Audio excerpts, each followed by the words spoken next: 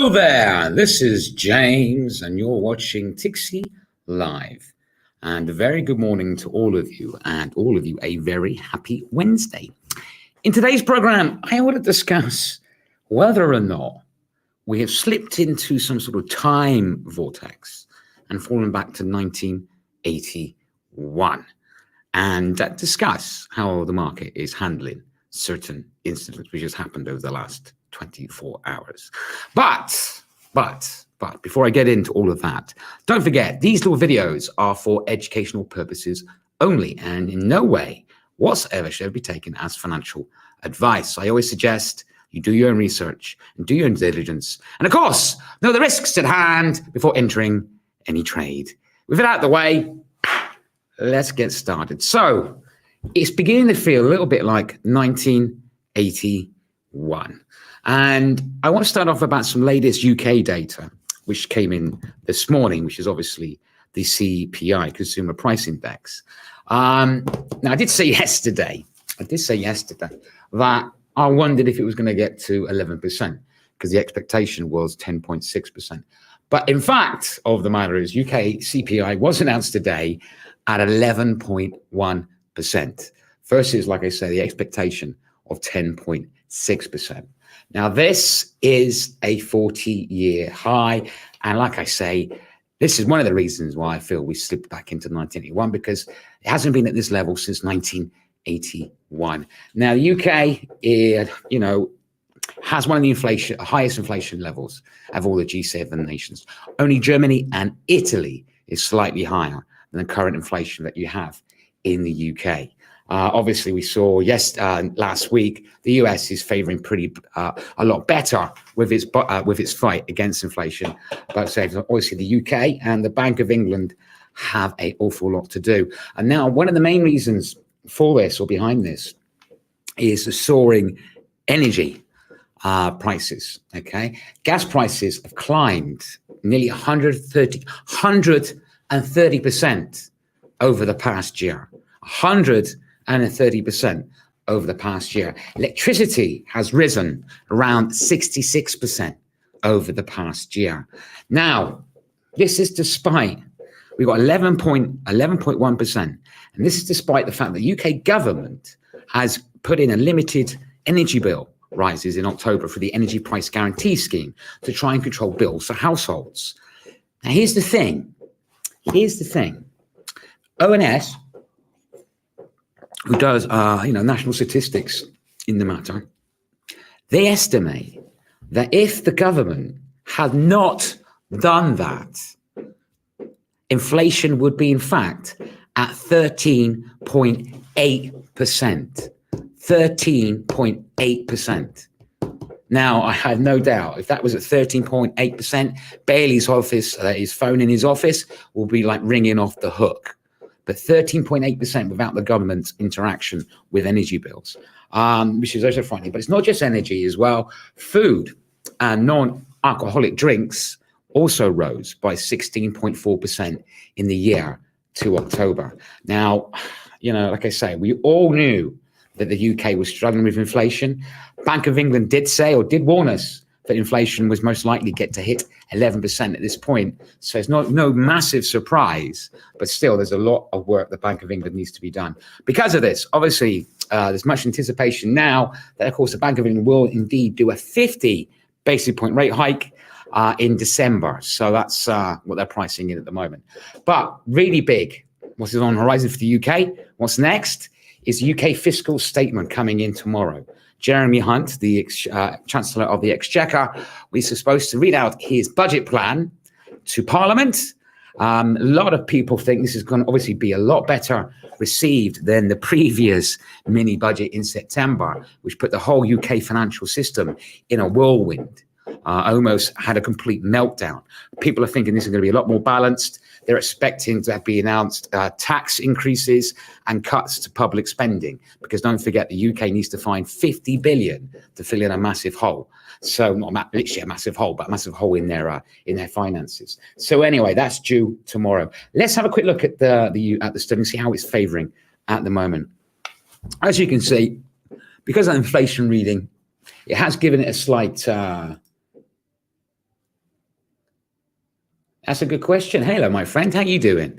Good to see you. Good to see you. I'll get to that point in the next couple of minutes, but it's a really, really good question. Let me talk about the sterling, then I'll get to that part. But brilliant question. Really good to see you as well. Really good to see you. What was I going to say? So obviously the UK, so the sterling is currently trading at 1.19. Don't forget, it's not that long ago. It was, all-time low against the dollar. So the cable is favoring quite better. Obviously, the market's anticipating a 50 basic point rate hike by the Bank of England in December. But the main drive in this, why the sterling's performing reasonably well, if you look at it daily, we can see it a bit more clearly. Reasonably well is, of course, because of that inflation reading from the United States yesterday, the PPI. And don't forget that hope, because obviously, like I said, UK inflation is rising, but inflation in the US seems to have capped and seems to be coming down. So this is why the market's got a bit more risk on appetite. Oh, bless. Which, of course, obviously, actually, risk on appetite. This comes back to your question, actually. Let's ask that question because we can see the sterling is benefiting. Actually, before we do that, let's look at the euro sterling as well.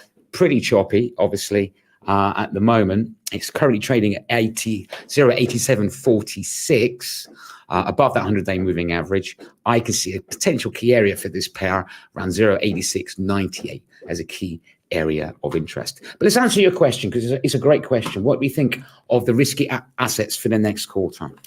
Right. Now, obviously, the market, in my opinion, the market has got slightly ahead of itself with the hope that the Fed's going to do a pivot. Hey to you too. Good to see you. Okay. The market's going to do a pivot. So the Fed's going to do a pivot because obviously year on year last week came in at 7.7.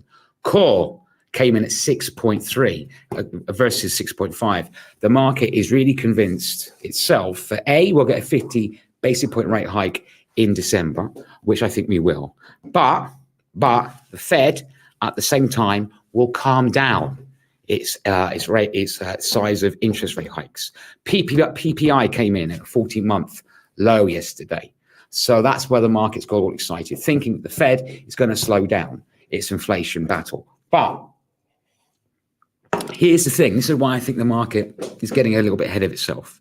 I really do. And that's why risky assets, I think, is going to be interesting to watch over the next coming trading sessions. Because though they think this, the Fed has not given any indication that though they may do lower, they are going to stop. They are not going to stop. The market thinks they're going to stop around 475. I am convinced they're going to go to 5%. Because even though we're at 7.7 year on year, 6.3, we are still way above the target of 2%. So the Fed's not going to stop. And this is going to have an impact on the market. So I think the risky assets are benefiting at the moment in the short term.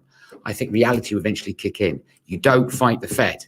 So I think actually it's a bear market rally we're seeing at the moment, not a bull market. It's a bear market rally. And I think this is why we're going to see, in the long to medium term, risky assets come under pressure again. I do, because I think we're getting ahead of ourselves thinking the Fed is going to do that. Euro's the same. Say again, 0.4268. Key area for me now is 1.0514. Is there a possibility that due to the war, the cost pushing inflation is going to be out of hand and we will see recession during record inflation? Stagflation is what we're going to get. You're right. We're on the brink of stagflation. What stagflation is when inflation is high and growth is low. EU, the Eurozone, is going to be likely to fall into recession. UK is on the brink of recession. So yes, this is what we're going to see. We're definitely going to see stagflation. No doubt about that, in my opinion. In my opinion, we'll see stagflation. And eventually, the US economy will start to creak as well. That will start to creak. So we will see that too. So I totally agree with you on that point. I really, really do. So let's have a quick look at the S&P 500. Like I said, again, it's got risk appetite on purely because of that PPI number. Currently trading around 4,004 points. Don't forget, both JP Morgan and Morgan Stanley have said, prepare for this, don't overdo it. Don't count on this because they are convinced that this is a bear market rally, and eventually we'll see the market start turning around again. But that's a really, really good point. Great question as well, by the way, my friend. Really, really good.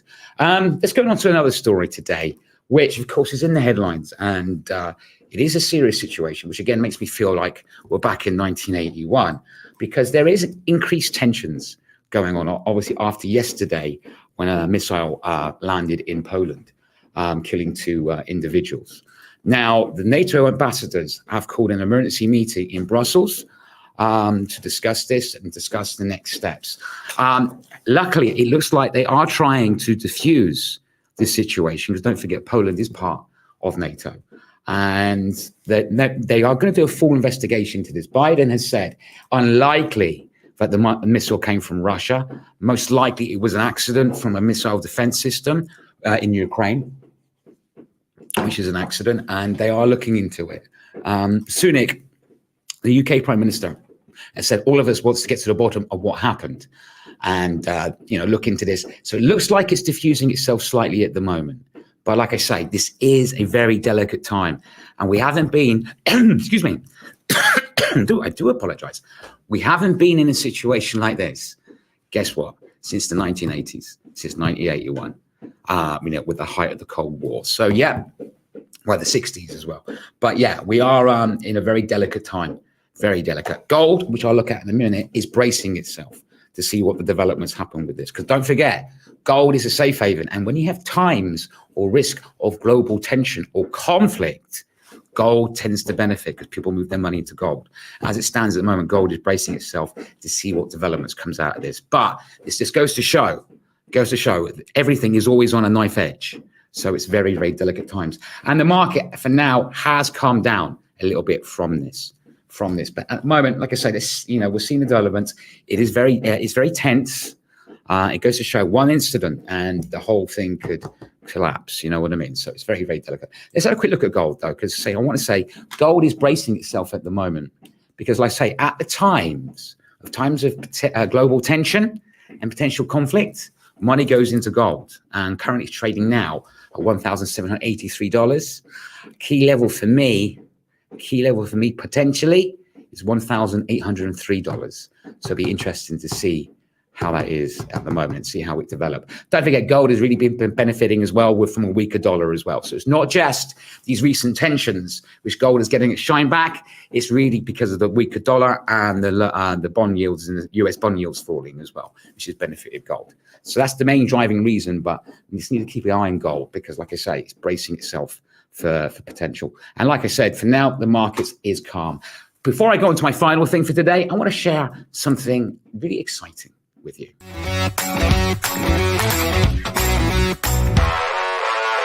I'm a big fan of the Elliott wave theory as well, by the way. Let's go.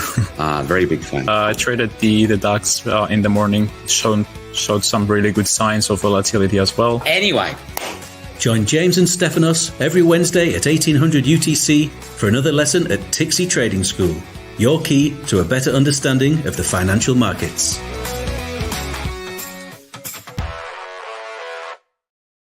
That's right. We got the new episode of Tixee Live Presents the Trading School tonight at 6 p.m. Wednesday. Of course, it's today. Tonight at 6 p.m. UTC. Myself and my colleague Stefanos will be chatting about a very interesting topic, which of course will be understanding chart patterns. Now, like I say, this is a live broadcast. It's still Tixee Live, and Tixee Live does mean live. However, it's not going to be on YouTube, not for another 2 weeks. So if you want to attend it live, there's a link in the description below. Click, register, and come and join me. Hope to see you there. Other things to come today. UK retail sales. Don't forget, like I said at the beginning of the week, the key for this optimism in the market is to see strong retail growth. And like I say, US retail sales is due today at 1:30 p.m. UTC. Expectation is for it to come in at 1%, which is growth because the previous reading was 0%. But as well as that happening today as well, we have Target. Their earnings are due today, just before the US session opened. Don't forget, yesterday we had Walmart, the world's biggest retailer, and that came in extremely good. Now everybody's going to be looking at Target and see if they're going to see the same. So like I said, if we get good earnings from Target, good retail growth, we could potentially see still that happy feeling in the market, knocking on, meaning a weaker dollar and risky assets for the moment getting more and more attractive to investors. Other events to come this week, like I say, US retail sales, Canadian CPI, ECB Langard speaking tomorrow, Australian unemployment rate, US building permits, US initial claims, and UK retail sales at the end of the week. The market, as it currently stands, the FTSE in the green, slightly by 0.28%. DAX currently trading slightly negative in the red, negative 0.53%. And Euro Stock 50 currently trading in the green, 0.13%. Don't forget, you can ask me questions anytime or just say hello, like Pavlo and SMF 790 has, which I really appreciate. It's all nice because it's the point that I broadcast, so we can have a bit of a chat and talk about it. You can ask me questions or share with me your opinions and that sort of thing. So that's it's always there. Don't forget, if you think of a question later, you can put it in either the comments in Facebook or YouTube. I will see them and I will reply to them next time I go live on air, which of course will be tonight. There's only one broadcast today because obviously the trading school. But I'll be back on again tomorrow morning for Tixee Live at, trying to remember again, 9:30 p.m. UTC, and again tomorrow at 3 p.m. UTC to discuss the US session. So please come and join me for that. If there is no more questions, don't forget, if you're watching me on Facebook and enjoyed this little video, by all means, give us a follow. If you're watching me on YouTube and enjoyed this little video, subscribe if you like. Hit the notification button so you know next time when I'm going live. If you enjoyed this video and found it interesting and useful and you put up with me, my over-the-top enthusiasms for the markets, I simply can't help because I love the markets, then give me one of these.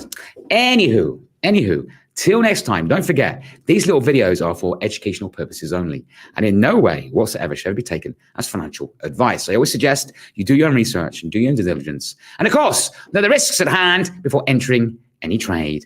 Till next time, every single one of you, trade safe.